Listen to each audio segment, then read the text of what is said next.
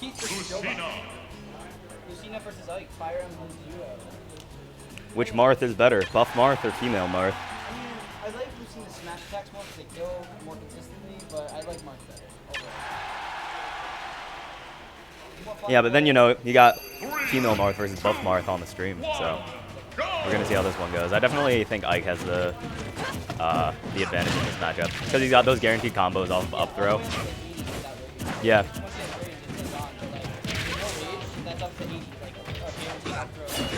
And then once he does have rage, or once you're above that percentage, then you're in kill percent. Yeah, it's a 50-50 into up air.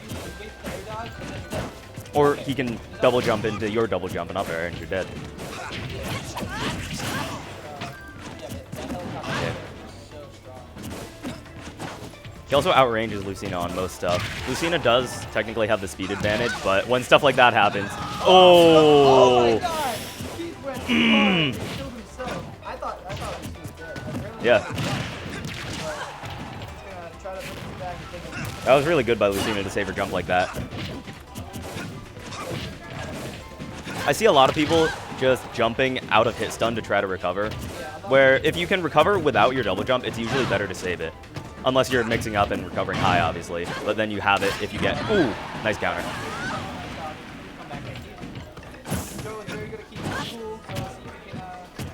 Keith definitely has the momentum lead right now, though. So let's see what Joe can do to get that back in his favor.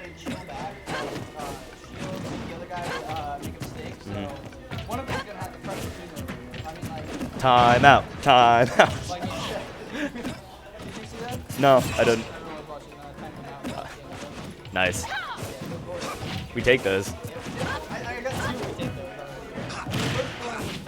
Oh, Lucina DI'd in and air dodge to get out of the combo because Ike has to make the read on the DI.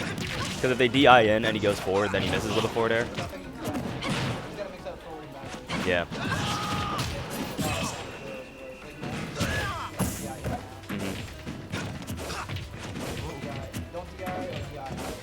And then you just get forward air to oblivion.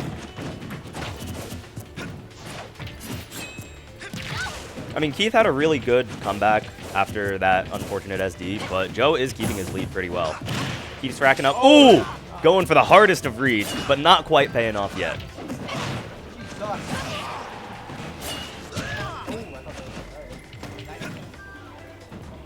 Alright, looks like Joe's just content waiting. He's got the percent advantage, so Keith is the one who has the responsibility to approach here.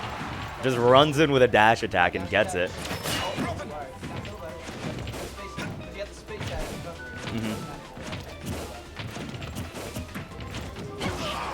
So it looks like they're... Yeah. I would like to see some more run-up shield from these guys, because it seems like... Or at least from Keith, because it seems like Joe doesn't necessarily utilize... Yeah. Oh, right as I say it, he runs up shields and gets grabbed. So 50-50? Joe just jumps out of it. Ooh! F smash from across the stage is going to take that stock. You'll never defeat me. Lucina.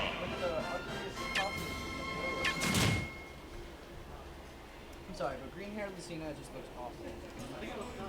Hey, you know, to each their own. I don't even play Lucina, so I don't know what costume she has.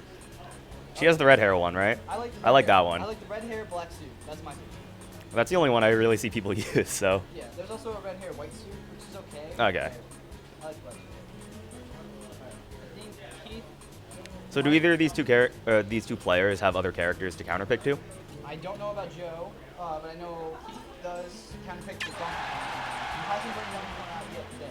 I do like Ike better in this matchup, though. I think that's a better matchup, but Donkey Kong is dangerous. 3, 2, 1, go! Very super hyper aggressive.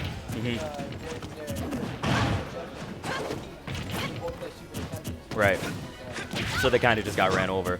Oh, he could have gone for a grab out of that neutral air. Keith was doing a good job of spacing it out, but then Joe just gets in, fairs him a couple times, doesn't even need to space. Because it's to Joe's advantage to be as close, or within Keith's sword range, because if he's inside of that range, then he's within his own range. Because Ike has marginally longer range than Martha and Lucina. Ooh, reads that roll, gets the kill. Let's go.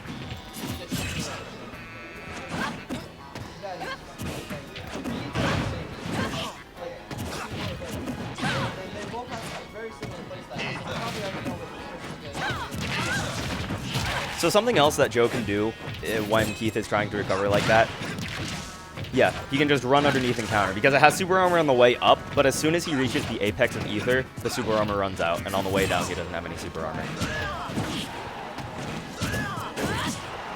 Super armor? Super armor on the way up. It's the same thing as that. Yep. I think he has it at the top too. But Yeah, I know he does. I think it's when he's yeah. but then he's a giant. Ooh, bad space. Spacing. The 2-frame on the ledge. Keith takes game 2 in a very convincing fashion. So let's see if Joe has any counter picks for this. I'm surprised that Keith is not the green Ike, because his favorite color is green. So he's playing yellow Ike. I don't know if that's... I really like the blue Ike, personally. I like the white scarf Ike. Yeah. Yeah. It's like pale blue, whitish. And if someone picks that one, I usually pick the back blank color. So let's see if they're going to do... If they're just deciding on stages or if they're going to character counter pick. Do we do stages before or after character picks? After. After? Okay. So how it works is winner chooses the character first, and they have to stick to that. And then the loser can counterpick a character, and then winner bans 3 stages out of all the counterpicks and each other, and then the loser just picks. Okay. You'll have to explain to me later how this whole Swiss round robin thing works too, because I have no idea how that works.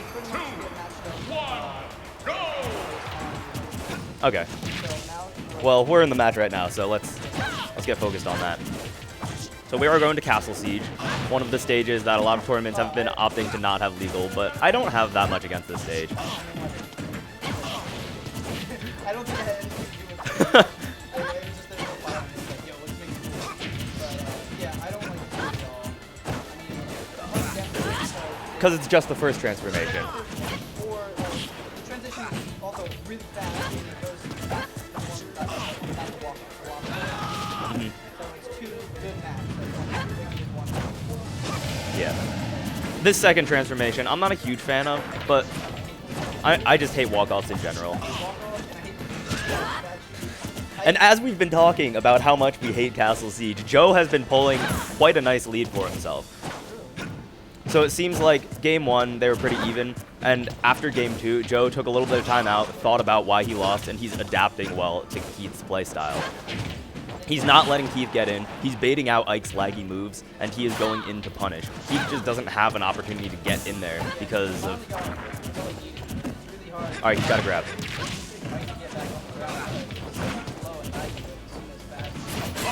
Ooh, alright, so that should be a kill. There we go. So Joe with a very nice lead in game 3. Let's see if Keith can keep his composure and come back from this. So now we're on tilting FD with a slant. Ike's got that grab. Let's see how much he can get out of this. Not much. He does read that get up in place. Misses that grab though. I'm not Jojo, I'm Nerf fan. Jojo is the other Asian. All good.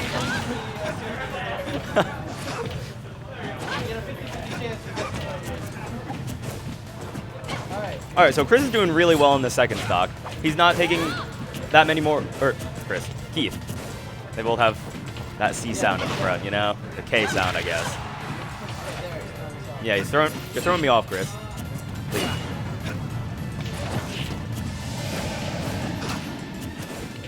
Oh, alright.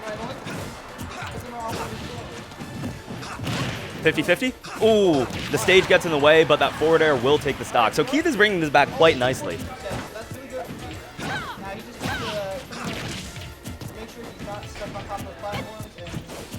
Yeah, he's not getting juggled nearly as much as he was on his first stock. He's got the grab, he's got the forward air, and now Joe's the one above him. But Keith cedes stage position to keep center stage. So we've got a match on our hands right here.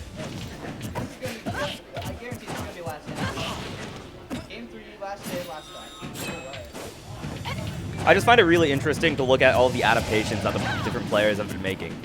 Like, Keith is doing a lot more empty short hops now than he was at the beginning, or he was in the last transformation. As I say that, hasn't done anything, but shields that, gets the grab. Yeah, neither of these guys like to just run in and grab, so shielding, ooh! The F smash out of nowhere, taken game 3 in favor of Joe.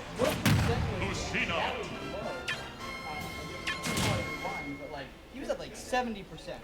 Jesus. That was crazy. Walk-offs are great. They are so great, right? Man, I love walk-offs, dude. They're amazing. Fuck this map. Wait, so how does Swiss round